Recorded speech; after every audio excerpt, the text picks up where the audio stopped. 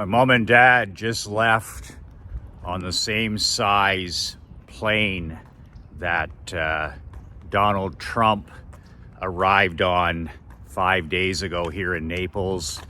And it's the same size of plane, same type of plane model that Tom Brady and his kids were here 14 days ago.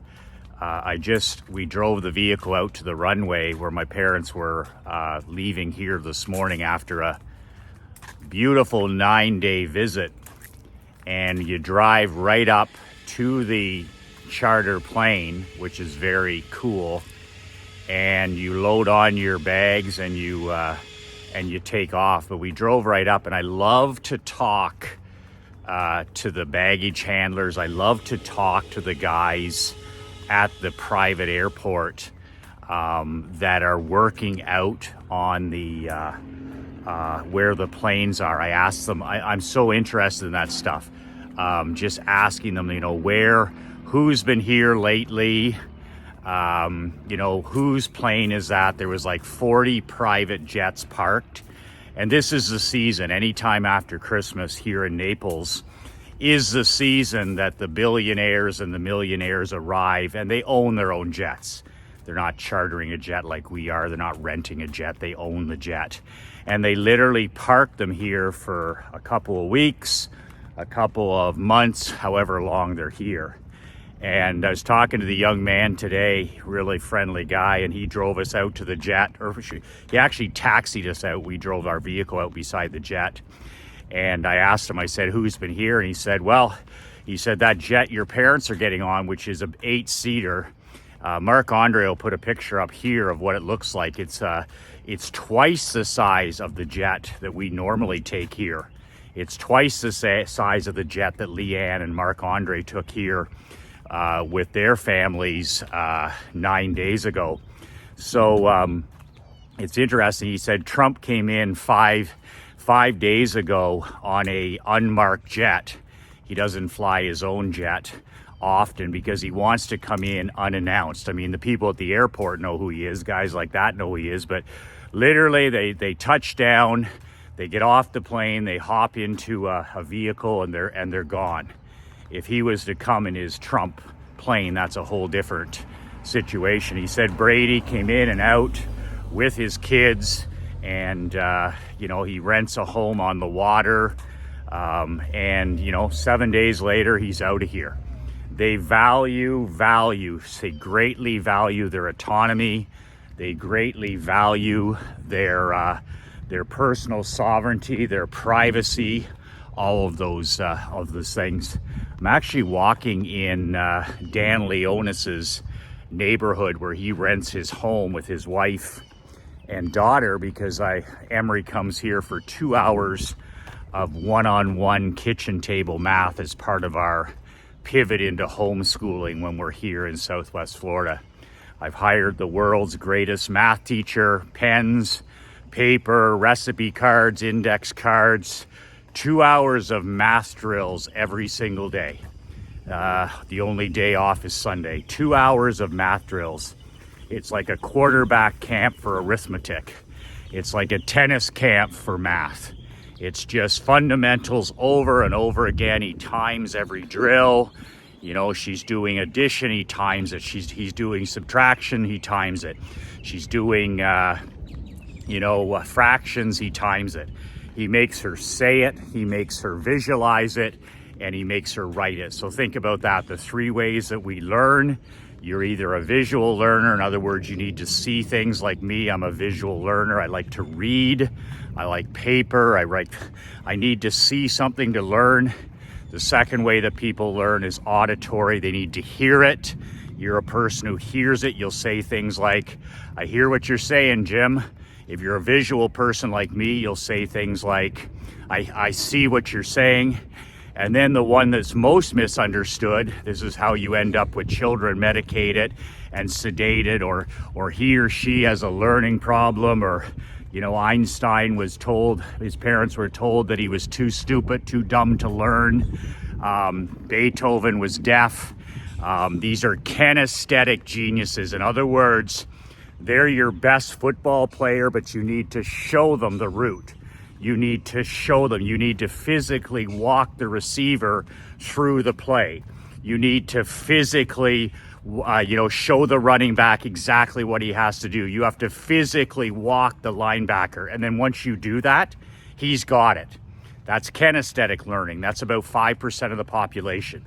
And that's the student in school who the teacher is like, oh, they have a learning disability, or he can't learn, or she can't learn. They're not very bright. Well, maybe the teacher's not very bright. Maybe the coach isn't very bright. Maybe the mentor isn't very bright. Because I'll tell you right now, there's nothing more gifted than most kinesthetic learners. They're your best football player. They're your best athlete. They're your best student. But if you don't know how to teach, if you don't know how to coach, then the problem is on the teacher. Whenever I'm talking to my hockey team, whenever I'm talking to my skating group, whenever I'm talking to my on my webinars, whenever I'm talking to my mastermind group, I teach all three ways. I say it, I show it, and I get the kinesthetic people to visualize it. In other words, I make the people who need to hear it. I say it with my voice over and over. I get the visual. I use a PowerPoint for visual cues. Okay, most people need to see it. And for the 5% that are kinesthetic, I walk them through it. Okay, you're literally walking the person through what they need to do. This is what you physically need to do. Got it, coach. That's what great coaches do. They teach with all three methods, because there's all three. People have all. You're either visual, you're either auditory, or you're kinesthetic. So I laugh when I talk to teachers about this, and that you think that you think I had just cured cancer or something. I'm like, you're a teacher, you've been a teacher for 22 years, and you don't know how human beings learn? Not a clue, eh? Never read a book they didn't have to read, never took any inspiration, never went to a seminar, never invested a second of money in their career. Just take her energy, take her energy. I got 11 years left, 7 days until I'm out of this racket. Like those are the kind of people that need to be swift sorted out of education. Any teacher who says I have 3 years left and 14 days should be fired on the spot. Any coach or mentor who says, I got 11 years left, I got 3 months and 11 days, fired on the spot. Do you know Dan Leonis here? He's with Emory here for 2 hours. 2 hours. I'm paying for 2 hours of kitchen table math. Do you know what? I'll go in there at 2 hours and he'll teach for another 15 to 20 minutes. The guy can't stop. He doesn't like math. He fucking loves math. He's obsessed with math. He's possessed with math. He's obsessed about math. I don't know anything about math. I count money. I love money and money loves me. That's the only math that I deal with. But I'm telling you right now, he had an Ivy League math scholarship to an Ivy League school. So he's loved math since he was 5 years old. And he got an academic scholarship to an Ivy League college because he loves it. He's good at it. It comes easy. He loves to do it. It's his art. It's his craft. It's his gift. And he's not counting the minutes. He's not counting the days. He's not even counting the money. He's just, I love to coach kids math. He has a passion like I have coaching skating and hockey. I mean, when practice is over, I'm disappointed. I'm like, oh man, that went fast. I can't wait to do that again. I can't wait to be back out here. And that's how you should feel about something that you do. That's how you should feel about whatever you choose to do in business. I can't wait to wake up and do it again. I can't wait to serve more people. I can't wait to write more. I can't wait to market more. I can't wait to make those sales calls. I can't wait to make more money. I can't wait to fail. I can't wait to win. I can't wait to give and create. And that's how you should feel. That's how a great football coach feels. That's how a great baseball coach feels. That's how Henry Ford felt. That's how Reagan felt as president. That's how Carnegie felt. That's how, if you don't have that behind you, you'll never make it, because it's so damn difficult. Being an entrepreneur is so damn hard. it's supposed to be hard. That's the day that Tom Brady woke up a couple of weeks, I guess now a month ago, and he said, I still have a love and a passion for football. But why is he packing it in? He's not packing it in because he can't compete anymore. He's still a top 10 quarterback. He still would have an opportunity to compete for a Super Bowl. It's exactly what Bobby Knight said. He no longer has the inspiration and motivation to prepare for the season. Still wants to win an eighth ring. He has all that. But now the obsession and the passion to prepare 12 months a year, to prepare over the next 6 months to play again, he said for the first time in his life, that's gone. He wants to be in Naples here with his family. He wants to be vacationing. He wants to be spending time with his kids. He wants to play, but he's lost, and this is massive. Nobody even talks about this in the media. He's lost his heart to prepare, and that's when a great should hang it up. He's won his 7 Super Bowls. He has absolutely nothing left to prove. He is the greatest championship quarterback in history, and he will be until somebody wins 8, if they can do it. But what I love about Tom Brady is he admitted to himself, man, I can still do it. I can still do it at a great level. It's not about that. It's about everybody has the will to win. But do you, as Bobby Knight said, have the will to prepare to win? Do you have the will to prepare in the darkness, the early mornings with your strength coach? Do you have the will to prepare to eat the perfect foods, to drink 2 gallons of water, to watch 4 hours of quarterback video a day? And soon as Brady couldn't do that, didn't want that anymore, then it's time to hang it up. Most guys, they don't know. They just hang around. Father Time's undefeated. But Brady's gone out on top because he recognized it's not that he can't do it anymore. He can do it better than most. He's not willing to do the work in the off season anymore. I don't blame the guy at all. Go on TV, be around the game. He's a smart, articulate guy. Spend as much time as you can with your kids. Rebuild your family. And just execute on that personal sovereignty. No more hits. Just get on there and talk about the game instead of having to prepare 365. The work is done. Now he needs to enjoy his life. A life of freedom away from the game. Be a commentary guy like Bradshaw. Be a commentary guy like Jimmy Johnson. Talk from the cheap seats. You've earned it. So anyway, interesting to be around in Naples here. I love talking to those people. If you don't talk to the people around things, whether it's in a coffee shop, if you don't get out of your house, if you're not part of the Rotary Club, or if you're not part of a charity, if you're not volunteering, you're not talking to anybody. The biggest challenge that most of my mastermind members have, my champions and my world builders, is they're stuck at home. They don't talk to anybody. Like if I don't leave the house, how the hell am I going to shoot videos? If I don't leave the house, how am I going to write an email every day? If I don't leave the house and talk to people, how the hell am I going to write stories in my newsletter? Every email is a story. Every video is a story. Every article in my newsletter is a story. Well, I would run out of stories pretty quick if I didn't leave my house every day.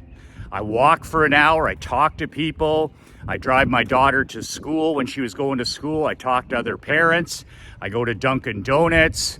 I go to all these different places. And what do? I force myself to talk to people. And I'm an introvert.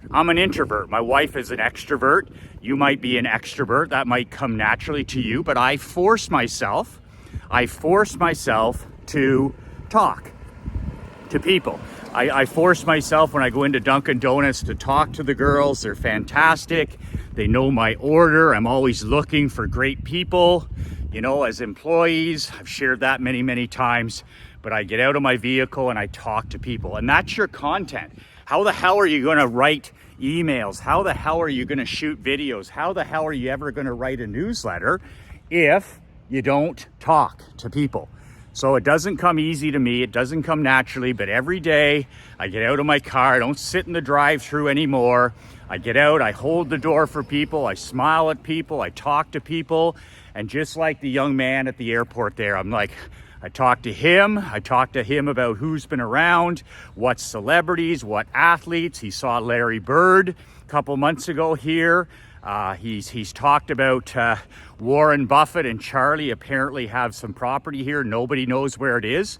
Nobody knows if Warren Buffett has a property here or not. I asked him about that. He said he's never seen Buffett here at the airport. He's never seen Charlie Munger here at the airport, but he said he's heard that as well. So they're like, getting it straight from the guys on the boots on the ground guys. These are the guys taxing these people, these athletes, these celebrities, these billionaires. I'm interested in billionaires. I'm interested in multimillionaires. I'm interested in these guys. Like, what are they doing? How do they do it? What are their insider secrets? I'm interested in that stuff. And like I said in another video, get around it and smell the leather. Get around it and smell the leather. If you wanna fly first class, you got to get around first class. You have to visualize it. You have to see it. I used to have a picture of what it would be like to sit at the front of the plane. That was my big thing when I got in the insurance business. I said, someday I'm going to fly first class. Someday I'm going to fly business class. Someday I'm going to be on the other side of that curtain. And I was back against the latrine at the very back, smelling piss and shit. And I was like, cheapest seat I could afford. And I just kept saying to myself every day, I'm going to get to the point where I fly first class and business class with my wife and my daughter. And it didn't happen overnight, but I kept looking at a picture in a magazine of sitting up there with a drink in my hand and the leather seat back and the television and the rich guy. And I was like, that's going to be me. That's going to be me someday. And I just looked at that every day. Every day I still have that picture. And then when I got to business and first class, I said to myself, you know what? It's my dream. I'm in my 50s before I achieved that dream. 50 years of dreaming and thinking about it. How can I do it? Oh my God, that's so hard, so hard. It's out of touch. That's for other people. And I was like, nope, it's not. I can do it. I can do it. Someday I'm going to charter a private jet. Someday I'm going to charter a private jet. And I had a picture of the private jet with the mahogany wood inside it and the person sitting there with the champagne or the beer and the reading. And then I saw Saban on planes and I saw Belichick on planes and I saw, all the top guys on. I was like, I can do that. I can do that someday. And it wasn't until we moved here for the winter 2 years ago, a year ago actually, to Naples here, that I finally, the first time I could ever do it.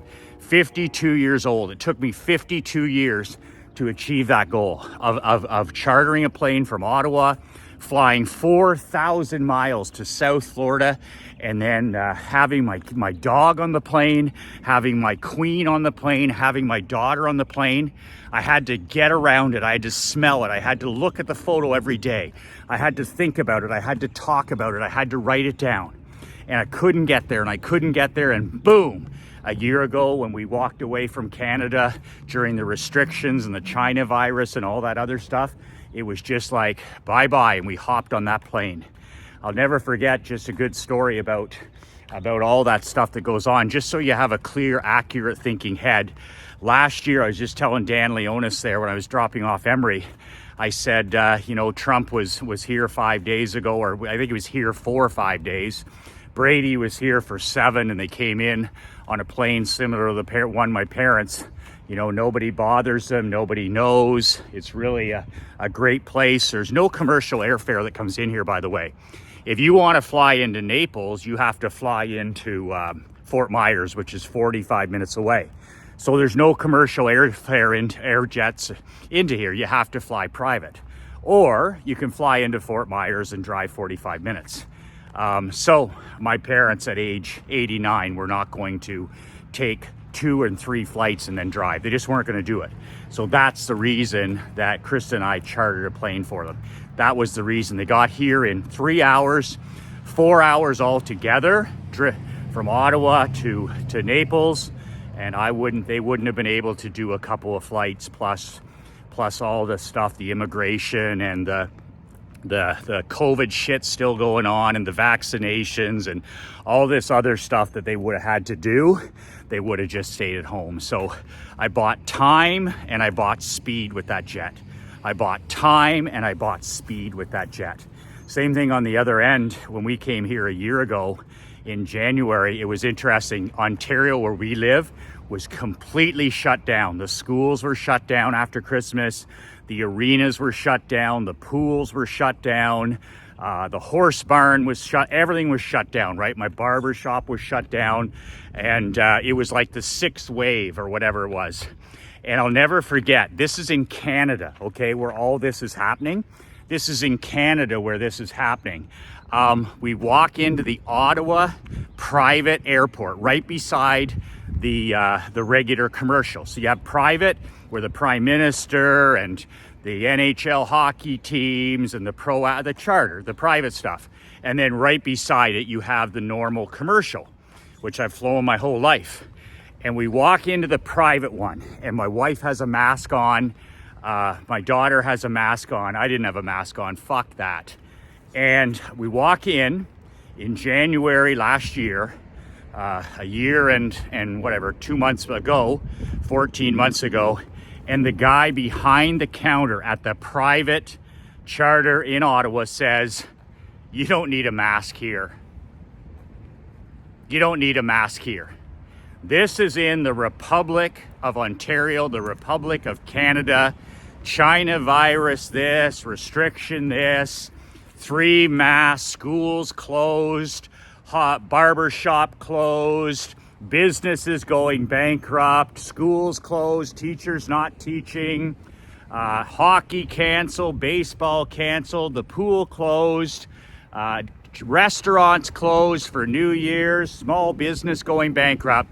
We walk into the private terminal in Ottawa, the capital of Canada, with a mask on to head to the land of the free, Naples, Florida. And the guy behind the ticket counter, the only guy there, booking us in for our private jet says, "You don't need masks here." On Canadian soil, you don't need masks here. Prime Minister doesn't wear a mask, right, unless he's on TV. Pro athletes didn't wear masks unless they were on TV. Most bureaucrats and so-called leaders, it was just one big scam. And that's the story I can share about it at the Ottawa airport. We never had to wear a mask, of course, in the land of the free here in Florida. And we got here, my daughter went to school for 4 months.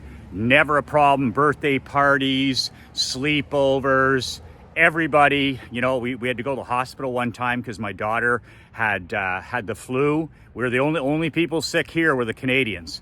And she went to the emergency room, no lineups, in and out in 2 hours, great service. So all the lies we've been told about, Florida and Texas, by the fake news. Oh my God, Florida and Texas, don't ever go there.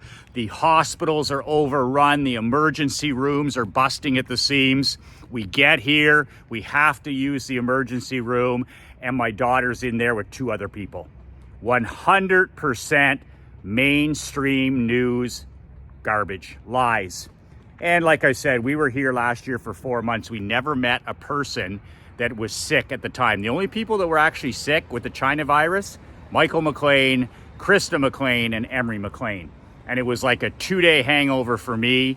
For my wife, it was a 2-day hangover. And for my daughter, she didn't even know. She just knew to test because she was sick with us. She had a runny nose. My parents, who were 88 at the time, both had it. Didn't know until they tested. My mom had no idea. Krista's dad, who's 82, 83, he's had it twice. He's in his room in the retirement home having a scotch at 4 o'clock when he tested positive. He had a runny nose too. So there's the old people that are supposed to die, right? Those are the old people, my mom and dad and Krista's dad, they're 80, and my parents are almost 90. They get it, like a hangover. Same for us, and just the reality from the trenches right there. So that opened my eyes, being around the private jets and the charters and stuff, how you don't need that mask here, Mr. McLean. You don't need that mask here. So that's just a check-in today. It was wonderful having my parents here for 9 days. They had a great time. I'm going to shoot some videos this week to share with you what I learned. It was a bittersweet time together. I'll talk about my mom's battle with dementia over the last 6 years. She is the Iron Lady, but it's an insidious disease that takes away your identity. It takes away your dignity. It takes away your thinking. It takes away your independence. And thanks to my dad being shoulder to shoulder and joined at the hip, they're a team and they're working every day. They get up and battle for their independence. They're still independent. They still live at home. They still drive. But man, my dad has given his life the last 4 or 5 years now. He's given to staying free, to fighting every day for their personal sovereignty. And I'm going to share some personal stories about how they're doing that, their wins, their losses. Every day is getting more difficult. There's happiness and there's misery, there's joy and there's despair, there's light and there's darkness, and I'll be sharing those stories with you this coming week. So that's it. Wheels are up. My parents are probably halfway home to Ottawa right now. I just wanted to share that story about the celebrities coming in quietly and leaving quietly. It's so great to smell it and get around abundance. If you have a scarcity mindset, you will repel money. You will repel money like New York City. You will kill money and prosperity like the state of California. There's no future in California for business. Nobody's doing any business in California. Nobody's going to invest in New York. Nobody's going to invest in New Jersey. Nobody's going to invest in Ontario and Canada. Those places are great at a couple of things: killing prosperity, killing jobs, killing independence. And money goes where it's loved, respected, and appreciated, right? Is money loved and respected and appreciated in your home? How do your children, your adult children, talk about money? How do they talk about money? Do they talk about money with a abundance vocabulary, or do they talk about saving and you know, this is too expensive, or that's too much money, or I could never afford that? That's what Robert Kiyosaki said in Rich Dad, Poor Dad. The greatest thing his rich dad said is, don't ever let me hear you say you can't afford something again. He said, don't ever let me hear you say I can't. If that's toxic, that's swearing. Instead say, how can I afford that?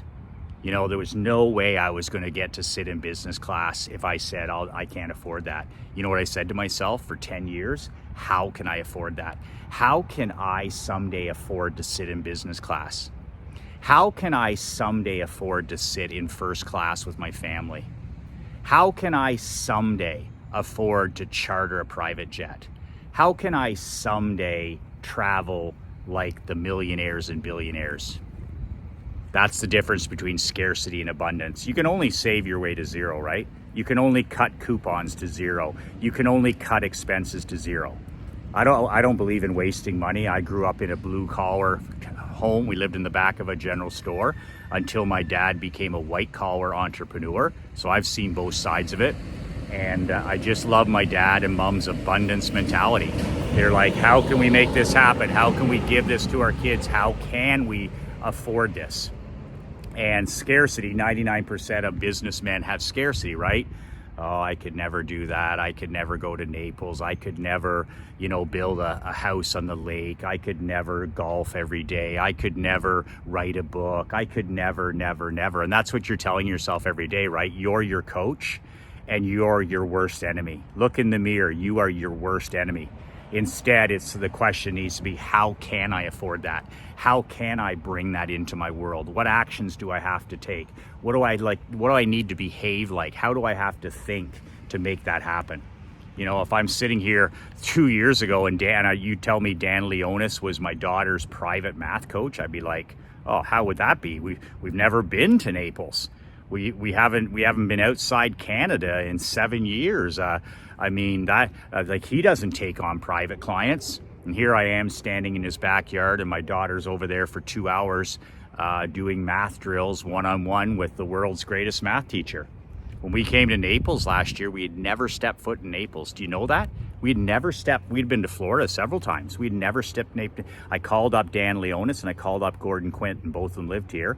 And I asked, what's it like there? Like, I see the maps on CNN and stuff, and it's a red zone, Texas and Florida, evil, don't go there. People are dying, 30,000 people a day.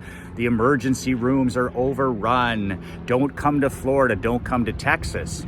Well, they were open states, right? So the socialist media, the liberal media, has got to punish those governors, punish those leaders, because they never bought in to the whole China virus thing, and certainly not for long periods of time.